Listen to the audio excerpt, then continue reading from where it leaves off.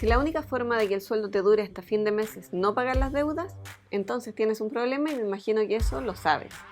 Pero lo que tal vez no sabes es que existen varias formas en las que puedes dejar de vivir gracias a la línea de crédito y olvidarte de los pagos mínimos, de las repactaciones, de las compras de cartera, del acoso telefónico y las amenazas de embargo. Soy Francisca Veleida, abogada especialista en deudas, y en este video te voy a explicar cuáles son las situaciones más comunes en las que se encuentra alguien que está sobreendeudado y cuál es la mejor solución para cada caso. Para eso, te voy a contar algunas de las situaciones más típicas de sobreendeudamiento que veo todos los días en mis reuniones. La idea es que los veas con atención y así puedas saber en qué escenario estás respecto de tus deudas y la posible solución para eso. Y como dice Shakira, cuando hay que hablar de dos, siempre es mejor empezar por uno mismo. Te voy a contar primero mi triste historia, mi caso de sobreendeudamiento. Después vamos a ver el caso de Roberto y Juan. Los tres estamos en un mismo grupo, el grupo 1. Después vamos a ver a Andrea, Raúl y Agustín, que están en el grupo 2.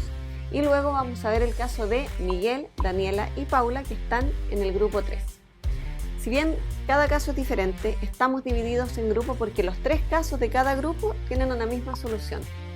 Pero antes tengo que decirte que hay algunos casos que no tienen una solución única, sino que más bien necesitan una especie de traje a la medida. Así que antes de ver el caso mío o cualquier otro, vamos a ver el caso de Joaquín. Antes de empezar, acuérdate que siempre van a estar disponibles los links a otros videos o a la agenda de mi estudio jurídico en las tarjetas que aparecen en la parte superior de la pantalla y en la descripción del video. Solo tienes que desplazarte a la parte de abajo de la pantalla y apretar donde dice más. Ahora sí, vamos con el video. Joaquín es un profesional que tiene una buena situación económica, tiene un par de inmuebles a su nombre que ha comprado con su trabajo y además tiene la herencia que él, sus hermanos y su mamá recibieron de su papá hace un par de años. Hace un año atrás, Joaquín quiso independizarse y decidió poner un negocio de exportación de vinos, para lo cual usó gran parte de su acceso al crédito, pero el estallido social y la pandemia no permitieron que su negocio prosperara. Actualmente está al día en el pago de los hipotecarios, pero está atrasado en el pago de algunos de los créditos de consumo y tarjetas. Su ejecutivo lo llama casi todos los días para ofrecerle una repactación que él sabe que lo único que va a hacer es aumentar su deuda. Ha intentado vender una de las casas, la que lleva más tiempo pagando, para ver si con el saldo puede pagar algunas deudas, pero no ha podido venderla. Hace algunos días recibió una notificación de una demanda de una de sus deudas más grandes. Llamó al banco y ya no le aceptan una repactación. Si estás en una situación parecida a la de Joaquín, es muy probable que las soluciones de los grupos que vamos a ver ahora no te sirvan, que no te acomoden. Entonces es importante que no tomes decisiones apresuradas y te asesores lo antes posible para generar una estrategia que se adapte a tus necesidades, a tus objetivos.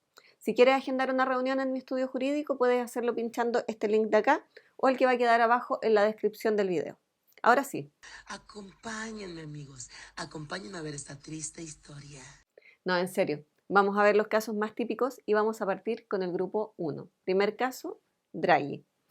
Antes de empezar a usar mi segundo nombre, Francisca, que es más fácil para los clientes, para todo el mundo yo era Draguisa y durante mucho tiempo fui funcionaria de un tribunal donde no ganaba el dinero que necesitaba para mantener a mis 4 hijos y sinceramente no era muy buena. Yo creo que era porque no me hacía muy feliz. Así que un buen día decidí emprender, me endeudé, compré unos locales comerciales de esos tras caja en los supermercados y entre el trabajo del tribunal, el último año de universidad, el nacimiento de mi 4.º hijo y mi separación, entre otras cosas, fracasé en mi intento de empresaria y como dicen, el que mucho abarca, poco aprieta. Vendí mi chinito, como le decía a mi auto, pagué lo que pude, pero no alcanzó, así que hice lo que manda el primer mandamiento del deudor y metí la cabeza debajo de la tierra como un avestruz. No quería ni saber cuánto debía porque ¿para qué si igual no podía pagar? Fui cerrando los locales, vendiendo lo que pude. De a poquito me empecé a parar, a sacudir y cuando estuve lista, mientras me preparaba para mi examen de grado y medio amoblaba mi primer departamento después de la separación, decidí que tenía que hacerme cargo. Veamos ahora el caso de Roberto. Roberto vive de allegado en casa de sus suegros con su mujer y sus 2 hijos. Debe dinero en varias casas comerciales y un banco. Ha repactado varias veces después de quedar sin trabajo y después del nacimiento de su segundo hijo. Está al día con el banco, pero porque saca plata de las tarjetas de casas comerciales todos los meses En una lleva pagando el mínimo hace como 4 meses y en las otras lleva varios meses sin pagar. Él y su mujer no tienen muchos bienes, casi todos de los suegros, y está asustado porque le dijeron que su causa había pasado a judicial y no quiere que le embarguen las cosas a su suegro. Y el último caso del grupo 1 es Juan. Juan es ingeniero comercial, siempre ha sido muy ordenado con sus platas y tiene un buen ingreso. Es por eso que hace algunos años decidió comprar de forma simultánea 3 departamentos en Santiago Centro como inversión. Y él vive en un terreno que es de su mamá, donde construyó una casa en la parte de atrás. Durante un tiempo todo funcionó bien. Tenía buenos arrendatarios, pero durante la pandemia sus arrendatarios comenzaron a atrasarse los pagos hasta que finalmente dejaron de pagarle y a uno tuvo que demandarlo para sacarlo con fuerza pública. Cuando logró recuperar el departamento, se dio cuenta de que estaba en pésimas condiciones y con deudas gigantes en las cuentas básicas. En el tiempo intermedio, Juan se separó de su mujer y ahora tiene que pagar pensión de alimentos. Mientras estuvo sin arrendatarios, fue usando sus ingresos, las líneas de crédito, tarjetas de crédito, para ir pagando los dividendos, además del crédito que pidió para poder pagar el juicio de arriendo y la reparación del departamento. Lleva 2 años tratando de vender 1 o 2 departamentos, pero sin resultado. Hoy día tiene 2 demandas de cobranza y están a punto de rematar uno de sus departamentos. Si te das cuenta, los 3 casos del grupo 1 son muy diferentes entre ellos, pero en realidad los 3 necesitan lo mismo, que es ponerle término a su endeudamiento de forma radical y volver a empezar, ya sea para dejar de vivir como allegado, para liberarse de deudas complicadas como las de tesorería o para finiquitar juicios de cobranza y remates y poder usar sus ingresos para sus gastos básicos. Para lograr eso existe un procedimiento maravilloso con el que Roberto y Juan pueden extinguir sus deudas y yo también pude. No importa si son casas comerciales, cotizaciones previsionales o créditos hipotecarios. A cambio de entregar los bienes, que no importa si son poquitos, como en el caso de Roberto, o muchos, como en el caso de Juan, lo importante es que los bienes que tengas se entreguen para el pago de las deudas y lo que no se alcance a pagar se extingue. Todas las deudas que tengas dejan de existir. Este procedimiento es la quiebra o, como se llama ahora, liquidación simplificada de bienes. Si estás en una situación como la de Roberto, Juan o la mía, pincha aquí y mira este video en el que te explico a profundidad este procedimiento. Ahora veamos el grupo 2. El primer caso es Andrea. Andrea es funcionaria pública, hace varios años. Siempre ha sido súper ordenada con sus platas y tiene una casa a su nombre con un hipotecario. Además, tiene derechos en un terreno que recibió de herencia de su papá. Hace un par de años pidió un crédito bancario para comprarse un auto, así que el auto no está en prenda, pero sigue pagando ese crédito. Cuando tiene que hacer gastos grandes, usa su tarjeta de crédito de casa comercial y la paga sagradamente. Todo iba muy bien hasta que este año nació su segundo hijo con una enfermedad que requiere mucho tiempo y dinero. Además, su madre estuvo hospitalizada por un par de meses y ella era la única que podía hacerse cargo de la cuenta. El sueldo ya no le alcanza para cubrir todas sus necesidades y seguir pagando al día. Así que lleva 2 meses en mora en el pago del crédito bancario y en la tarjeta de casa comercial. Veamos ahora el segundo caso, Raúl. Raúl siempre ha trabajado con contrato de trabajo, pero hace 6 meses lo despidieron. You're fired. Get out of here.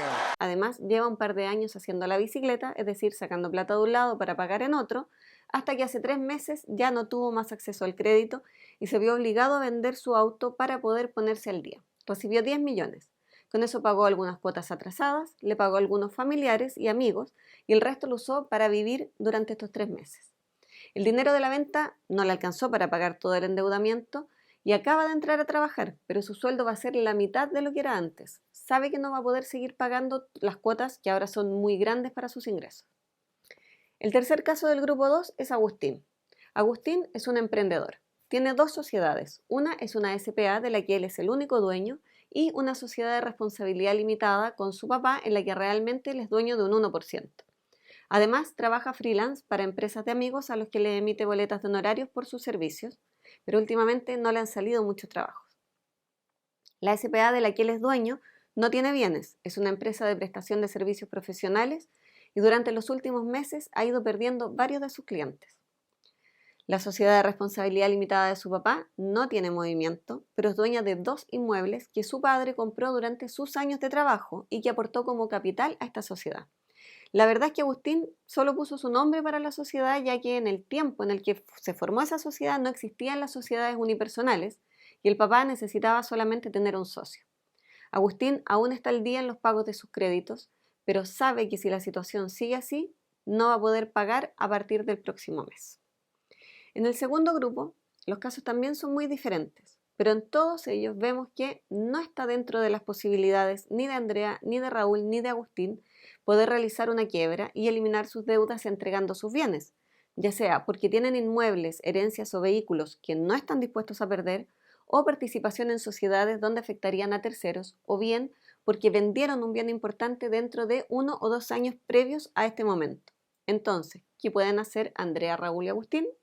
Pueden hacer un procedimiento de renegociación en la Superintendencia de Insolvencia y Reemprendimiento. Con ese procedimiento pueden ordenar sus deudas de una forma que sea más pagable para ellos según sus ingresos y que les permita conservar sus bienes y seguir viviendo sin endeudarse más. Si quieres saber cuáles son los requisitos y cómo funciona, pincha aquí y mira el video en el que explico en detalle. Y al final, pero no menos importante, grupo 3. El primer caso es Miguel. Miguel es contratista y tributa en primera categoría en el servicio, es decir, su RUT de persona natural también es RUT de empresa.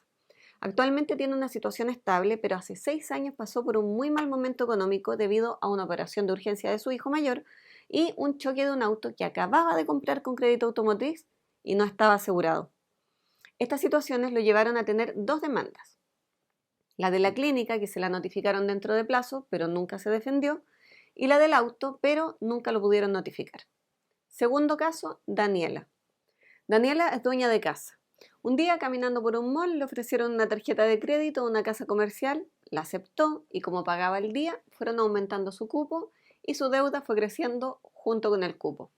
Hace 3 años su marido quedó sin trabajo y ella empezó a trabajar, pero para mantener el hogar, por lo que no pudo seguir pagando la tarjeta. Finalmente la demandaron y fue notificada dentro de plazo, contrató un abogado y se defendió. Ya han pasado 2 años sin que la causa se mueva y ahora la llaman para que repacte la deuda. Tercer caso, Paula. Paula tenía a su nombre la casa de su mamá y se la acaba de transferir de vuelta. Tiene un auto que usa para llevar a su hijo a terapia 2 veces por semana.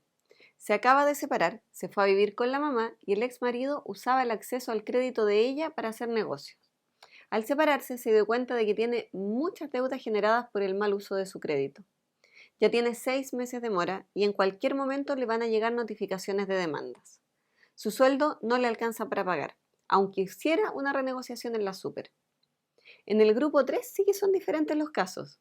Sin embargo, en todos ellos vamos a llegar al mismo resultado. Son personas que no pueden hacer su quiebra por haber vendido un bien importante hace menos de 1 o 2 años o que ya no tiene sentido hacerla por el tiempo que llevan sin pagar. O bien, aunque quisieran pagar con una renegociación, no pueden porque no les alcanza o tienen demandas notificadas. En estos casos, el camino es el mismo, que es la solución que se usaba antes de que tuviéramos ley de quiebras para las personas. Se deja de pagar. Se esperan las demandas de cobranza, te defiendes de las demandas o no te defiendes de las demandas y esperas los plazos para los abandonos de procedimiento y prescripciones. En este caso, los bienes se pierden solo si los embargan y los rematan antes de que los vendas.